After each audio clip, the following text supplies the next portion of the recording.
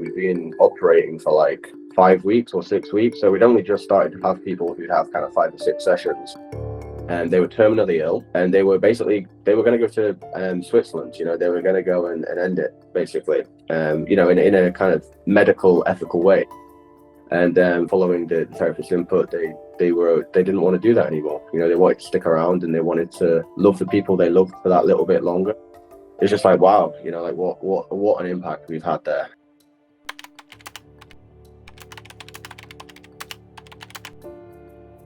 We're an online therapy counselling provider. We specialise in affordable services. Our mission statement is affordable therapy for everyone. We are the cheapest on the market, and we are doing that purposefully.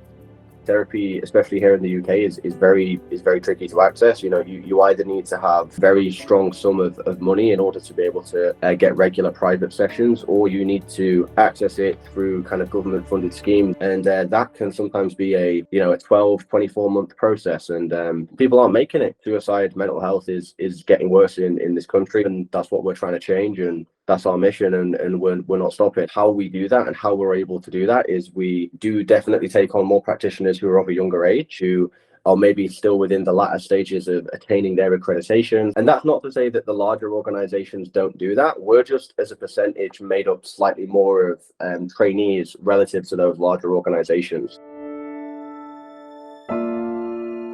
We have the most success with 24 to 35-year-old. We're looking for people with, low, medium intensity mental health difficulties. The immediate kind of no-nos for us would be high suicidality. So someone who we believe is in danger of committing suicide. Somebody who's in danger of committing serious self-harm. Somebody who's in danger of committing harm to somebody else. Another red flag is, extreme substance abuse. It mainly revolves around risk and safeguarding. If we believe somebody needs to be basically monitored beyond 1 hour a week, then they aren't appropriate for us. If somebody is at risk of committing suicide, they need to be monitored on a pretty much a full-time basis. So inpatient hospitals and social services, these multidisciplinary government approaches can cater to those higher intensities. You never want to go too far from a 50-50 dialogue. You don't want the client talking all the time and the therapist not having any input, because then it's like, well, what am I paying for? Of course, it's great to listen, but anyone can listen. Then equally, you don't want the therapist just talking all the time, because then the client's like, I'm not necessarily being heard. The same team principle, ensuring that you are on the same team as this person. If you have very different values to somebody, if you have very different beliefs to somebody, what's best for their mental health and what you think is best for their mental health are going to be different. And that can create a lot of problems, so you've got to kind of, I guess, be mindful of those things.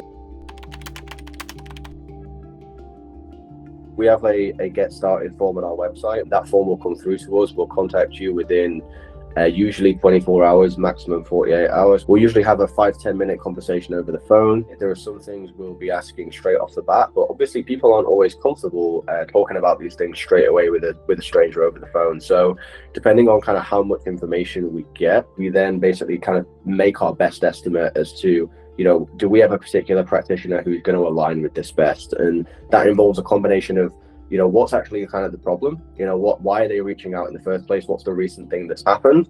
And then on the other side, it's, well, do they have preferences in terms of, do they want a therapist who's female or male? Do they want someone who's older or younger? Have they had previous therapy? How did it go? Was it good? If it was good, what was it? How can we do it again? If it was bad, how can we not do it?